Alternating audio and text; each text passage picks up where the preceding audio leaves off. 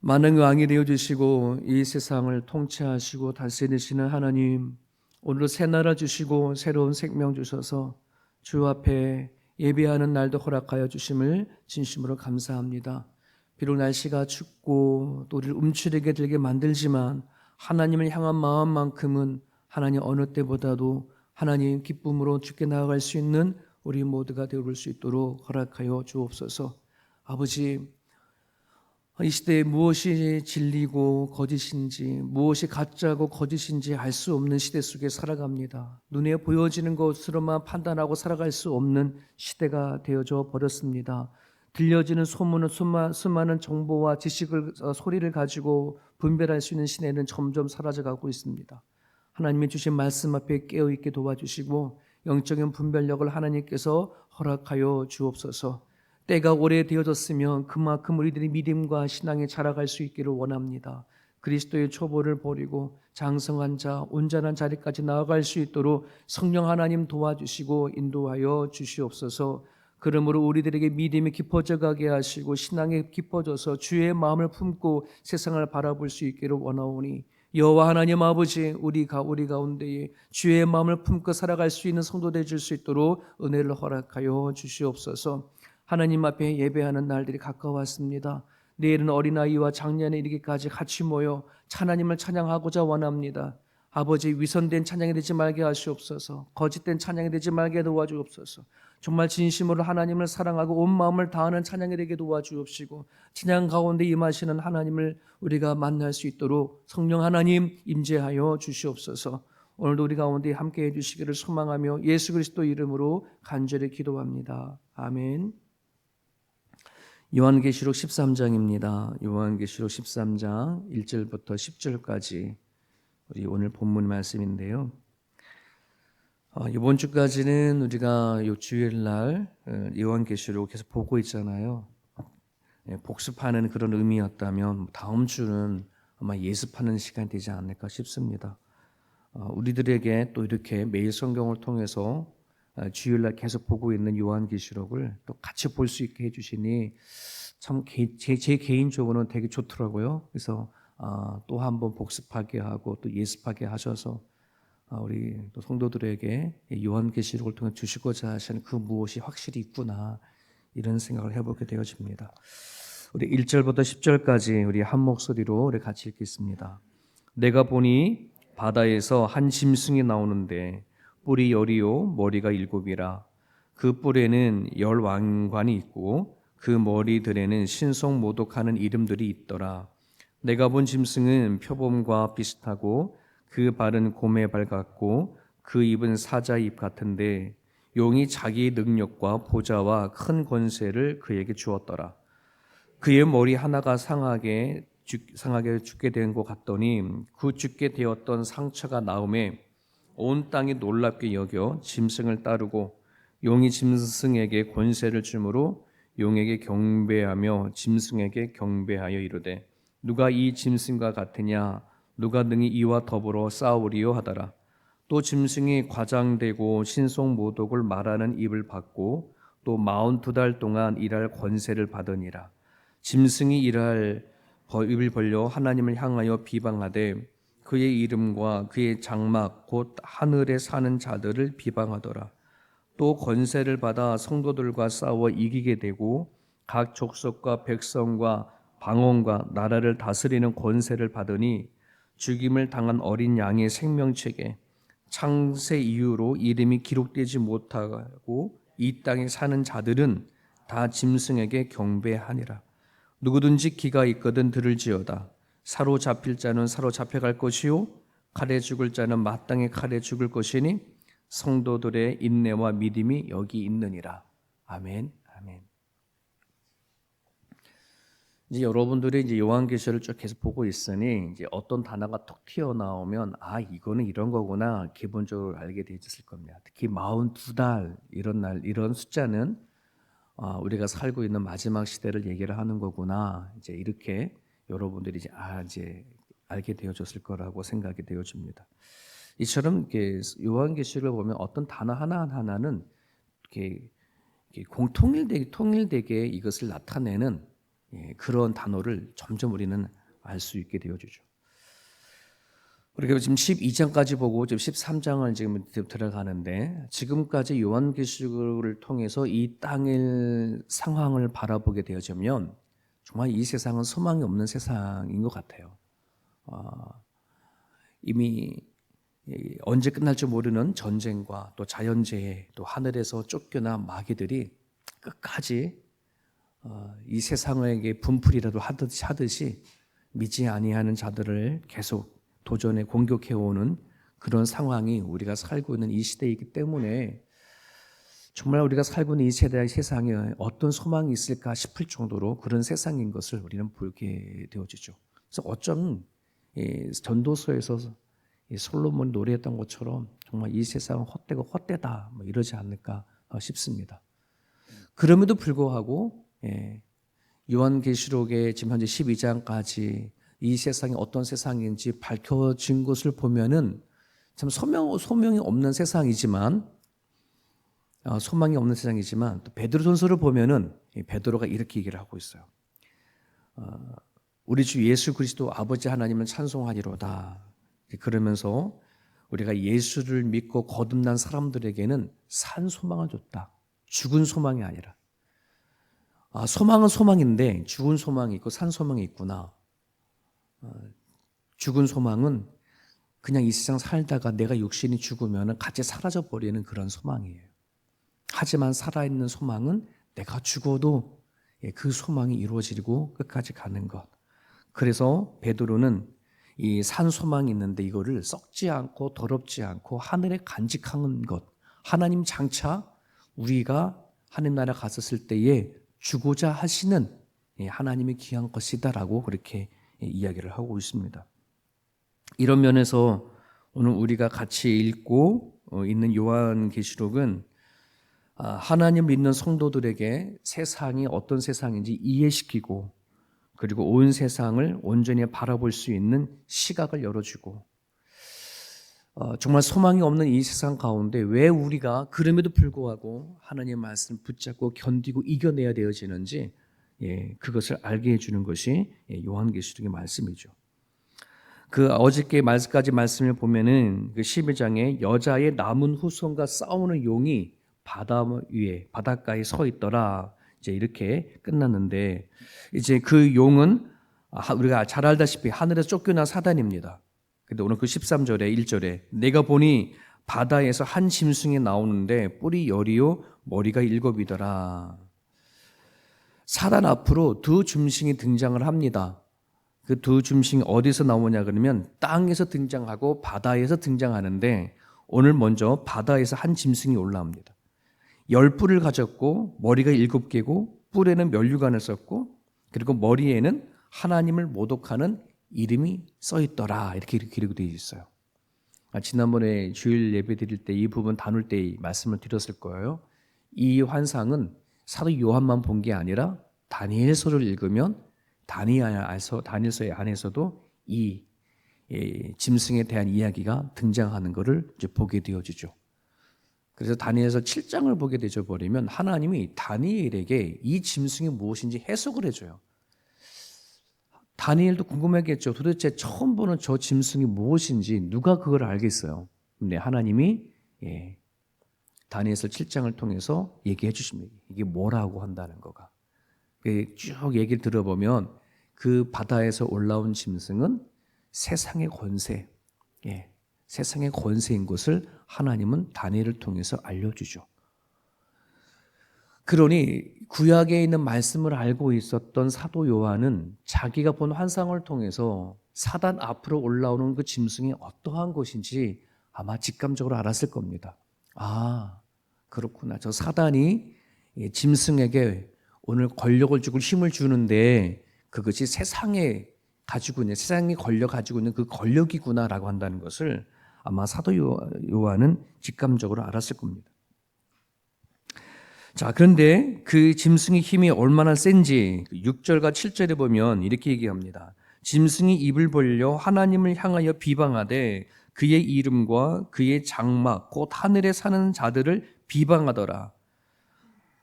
하나님을 비방할 것뿐만 아니라 하나님을 믿고 살아가는 사람들조차 비방하는 거죠. 또 권세를 받아 성도들과 싸워 이기되 각 족속과 방언과 나라를 다스리는 권세를 받으니, 자, 그런데 그렇게 성도들과 싸워서 어떻게 땄다는 거예요? 그들을 이긴 거예요, 지는 거예요? 그를 이겼다라고 얘기를 하고 있어요. 세상의 권세, 사단에게 받은 그 힘을 가지고 믿는 사람들과 비방하고 싸우는데 하나님을 모욕할 뿐만 아니라 그들을 믿는 사람들과 싸워 이기더라. 그니 마귀가 가지고 있는 그 권세가 힘이 대단한 거예요. 그러니까 우리 힘으로 이길 만한 그런 존재가 아닌 걸로 알 수 있어요. 특히 3절에 보게 되면 그런 말이 있죠. 그의 머리 하나가 상하게 되어진 것 같더니, 그의 머리 하나가 상하게진 것 같더니. 창세기 3장 15절에 우리 흔히 원시복음이라 얘기를 하죠. 하나님이 처음에 구원하고자 하는 그 복음의 메시지가 언제 기록되어져 있느냐? 창세기 3장 15절 원시복음이라 얘기를 하는데, 여자의 후손이 너 머리를 상하게 할 것이요 너는 그의 발꿈치를 상하게 할 것이다. 하나님이 사단에게 하신 말씀이거든요. 이 얘기는 결국 예수 그리스도를 통해서 십자가에 못 박혀 죽으심으로 말미암아 사단의 권세를 짓밟는 이야기. 사단은 죽음을 가지고 사람을 유혹하고 넘어뜨리고 공격해 오는데, 그 죽음마저도 부활하심으로 말미암아 승리하신 예수 그리스도를 얘기하는 거거든요. 그러니 이 사단이 예수 그리스도의 부활하심으로 말미암아 그들은 머리가 상하여서 죽을 뻔한 거지. 어떻게 보면 끝나는 세상일 뻔했는데 다시 한번 살아났어요. 그러니 얼마나 더 악랄하게 하나님을 믿는 사람들을 공격해 갈 수 있을까라고 한다는 거죠. 여러분, 이런 부분들 안에서 우리는 생각해 봐야 될 것이 뭐냐면, 예수님을 믿고 살아가는 사람들이 과연 이 세상에서 복이 받을 수 있을까? 하나님을 알지 못하는 사람들이 원하고 바라는 것을 우리 또한 바라면서 거기에 취해서 살아가는 것이 인생이다라고 그렇게 하며 살 수 있을까? 그럴 수 없다는 거죠. 하나님을 모르고 세상의 원리를 알지 못하고 영적인 것을 알지 못하면은 그냥 어쩌면 우리들이 하나님 얘기하고 마귀 얘기하고 세상의 원리를 얘기를 한다 그러면 그냥 그들은 코웃음을 치는 것 뺄 수밖에 없을 겁니다. 왜? 그들에게는 눈에 보이는 게 다기 때문에. 하지만 우리는 이제 알게 되어진 거죠. 이게 은혜고 축복입니다. 우리 보지 못하는 것을 보게 되어지고 알지 못하는 걸 알게 되어져서 이제 이 세상이 어떤 세상인지, 우리가 살고 있는 이 세상은 쉽지 않은 세상일 뿐만 아니라 사단이 끊임없이 하나님을 믿는 자들을 공격해 오는 그 시대라는 걸 우리가 알고 있으니, 과연 우리가 이 세상에서 복이라고 한다는 것을 우리는 붙잡고 살아갈 수 있는 게 아니라 하나님 안에서 붙잡아야 할 것이 있다는 거예요. 여러분, 우리가 일제시대 때에 그 힘과 그 권력 앞에 교회라고 하는 힘없는 그 존재는 어쩔 수 없이 다 무너지고 짓밟히게 되어졌어요. 물론 그 가운데 안에서도 하나님을 믿고 견디고 죽음마저 감수하면서 믿음을 지킨 자들도 있지만 대부분 교회는 그 세상의 권력 앞에 무너지게 되어지죠. 자, 그런데 이러한 상황 가운데 짐승이 활동하는 이 시대 가운데 하나님은 어떻게 지금 이 세상을 바라보고 있는지 10절에 보면 이런 말씀이 있습니다. 사로잡힐 자는 사로잡힐 것이요 칼에 죽을 자는 마땅히 칼에 죽을 것이니 성도들의 인내와 믿음이 여기 있느니라. 사단이 막 활동하고 거세게 성도들과 싸우려고 하고 또 그들과 싸워 이기는 이 시대 가운데 하나님은 사로잡힐 자는 사로잡힐 걸 거고 칼에 죽을 자는 마땅히 죽을 거야, 이렇게 얘기를 하고 있는 거죠. 우리 같으면 하나님, 정말 사단이 막 그렇게 활동하고 그러면 제발 하나님의 권력과 그 힘으로 좀 막아주십시오. 특별히 하나님을 믿는 사람들을 공격해 오면 하나님께서 당장 그 앞에 막아주셔서 건들지 말라고 해주시면 얼마나 좋겠습니까? 이런 마음을 좀 들거든요. 창세기 하나님께서 아담과 하와가 사단의 유혹돼서 선악과를 막 따먹으려고 할 때 하나님께서 안 돼라고 말 한마디만 해줬었으면 안 따먹었을 텐데 왜 그걸 그냥 그대로 내버려 뒀을까? 오늘 우리가 살고 있는 이 시대에도 믿음을 갖고 살아가려고 하는 사람들이 사단에게 유혹받고 미혹받으면 꿈속에 나타나가지고 절대 안 된다 이런 말 한 번 해주면 안 빠질 텐데 왜 그렇게 하지 않을까? 이런 생각을 좀 하게 되어주죠. 여러분 구약의 예레미야서를 보게 되져 버리면 하나님이 한번 예레미야에게 이런 말씀을 하고 있어요. 당신의 백성 이스라엘 백성들에게 야 걔네들 사로잡힐 자에게 사로잡히고 칼에 죽을 자는 마땅히 칼에 죽을 테니까 내버려둬. 모세와 사무엘이 내 앞에 선다 하더라도 내가 지금 이스라엘에게 든 이 칼을 내가 멈추지 않을 거야. 이렇게 얘기를 하신 적이 있어요. 왜 그런 말씀을 하셨냐 그러면 하나님은 당신의 백성 이스라엘이 당신이 선택한 백성이고 약속하고 성취해서 이끌어옴에도 불구하고 하나님 안에 온전히 서지 못했었을 때에는 당신의 백성들에게 칼을 멈추지 않으셨어요. 사로잡힐 자는 사로잡혀가게 만들고 칼에 죽을 자는 죽긴 내버려 두었어. 하나님은 오로지 그 상황 가운데 당신을 붙잡고 의지하는 사람들만 하나님 붙잡는 얘기를 예레미야서에서 얘기를 하고 있거든요. 여러분 하나님은 우리를 처음부터 인간을 지으시고 만드실 때에 인격적인 존재로 만들었어요. 생각하고 느끼고 우리가 가지고 있는 의지를 가지고 선악과를 따먹을 수 있고 안 따먹을 수 있는 것처럼 하나님은 인격적으로 만들어 놨어요. 그리고 하나님은 우리를 인격적으로 대우를 하시죠. 이 사실을 우리는 분명하셔야 합니다. 우리 생각 안에는 아예 선악과를 만들지 말지 이랬으면 참 좋았을 텐데 아니요. 하나님은 우리들에게 당신들처럼 만드셨어요. 그래서 인격적으로 만들어서 인격적으로 대우하시기 때문에 우리가 하나님을 향해서 의지를 가지고 내 감정을 가지고 하나님을 제대로 믿지 아니하면은 그냥 그걸 내버려 두는 거예요. 하지만 하나님을 향하여 자신의 모든 생각과 마음과 의지를 가지고 발동을 해서 하나님을 붙잡고 나아가려고 하는 사람들에게는 하나님 당신의 아들을 내어주기까지 목숨을 내어주기까지 우리를 뭐냐면 지키시고 보호하시고 인도하신다는 것입니다. 이것이 인격적인 만남이고 인격적으로 하나님을 믿는 신앙이라는 것이에요. 오늘 우리 그리스도인들이 하나님을 믿는 믿음을 얘기를 하고 신앙을 얘기를 하고 있는데 여기 안에 하나님과 나와의 인격적인 이 관계를 나가지 아니하면 그냥 내가 습관적으로 가서 예배드리고 습관적으로 하나님 앞에 찬양하고 기도했다고 해서 그것으로 내가 구원받고 그것으로 내가 하나님과의 사랑의 관계다라고 말한다면 그건 오해예요. 착각이에요. 우리는 반드시 인격을 갖고 있어요. 내가 살아가는 가운데 누구를 만나면 이 사람에게 어떻게 대답을 하고 어떤 자세로 취할 것인지 우리는 같은 인간들끼리 안에서도 그 태도와 행동이 달라지는 것처럼 우리를 지으시고 만드신 하나님 앞에 매일매일 우리가 믿고 살아간다고 했었을 때에 우리들이 살아간 삶은 하나님을 정말 대우해 줘야 합니다. 내 아버지로, 나의 하나님으로, 내가 하나님의 백성인 것을 내 삶으로 드러내고 나타내야 합니다. 하나님의 말씀을 들었으면 우리는 그 말씀 따라 살아내야 하는 그 순종, 태도라도 우리는 가져야 된다는 거예요. 하나님이 회개하라 그러면 회개해야 하는 것이고 그렇게 살아라 그러면 그렇게 살아야 되는 것입니다. 근데 우리는 그러지 않을 때가 너무나 많아요. 여러분 사단의 목적은 어떻게 해서라도 하나님을 대적하는 것입니다. 사단의 원수는 하나님이십니다. 그렇기 때문에 수단과 방법을 가리지 아니하고 하나님을 믿는 사람이라면 끝까지 우리를 공격해 옵니다.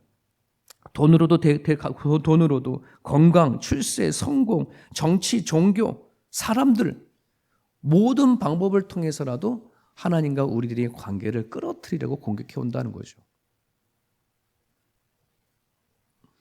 이런 부분들 안에서 오늘 우리들이 왜 믿음이 좋아져야 되는지, 왜 신앙이 깊어져야 되어지는지, 끊임없이 우리를 공격하여 오는 그 사단의 존재를 우리는 분명히 인식하고 알아야 대처할 수 있습니다. 세상의 권력을 쥐어잡고 있는 존재가 사단이라면 그 뒤에 사단이 존재한다 그러면 그거와 싸울 수 있는 힘은 우리 가운데는 없음에도 불구하고 하나님이 세상을 창조하신 하나님을 우리가 등에 업고 우리는 분별할 수 있어야 할 줄을 압니다.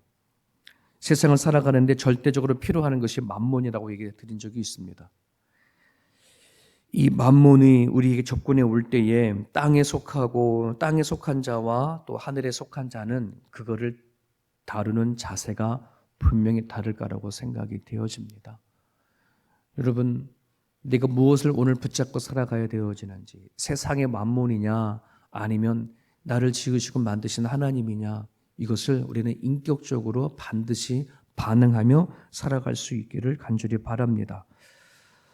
여전히 내 안에 하나님을 향한 시선이 없고 땅에 속해져서 내 몸은 교회에 와 있고 내 몸은 하나님을 찬양하고 예배하는 자리에 있다 할지라도 내 중심에 하나님이 없고 내가 살아간 삶의 자리 안에 인격적인 반응이 일어나지 아니하면 어쩌면 오늘 18절에서 말하고 있는 그 666이 바로 그것이라는 것을 우리는 기억해야 합니다. 하나님이 나를 살리시고 하나님이 나를 이끌어 가시고 하나님 내 생과 사를 주관한다는 사실을 우리들이 분명히 인식되어진다면 우리 오늘도 하나님을 앞에 인격적인 그런 주고받는 대화의 삶이 저와 여러분들 가운데 있을 수 있기를 간절히 바랍니다. 누구든지 귀 있는 자는 들으라고 얘기하십니다. 사로잡힐 자는 사로잡히고 칼에 죽을 자는 마땅히 죽지만 성도들에게는 인내와 믿음이 있다는 사실을 여러분 기억하시고 오늘도 여러분들이 무엇을 견뎌내고 무엇을 참아내야 되어지는지 이 부분을 가지고 기도하는 그런 아침이 됐으면 좋겠습니다. 자유롭게 주신 말씀을 붙잡고 기도할 수 있기를 바랍니다.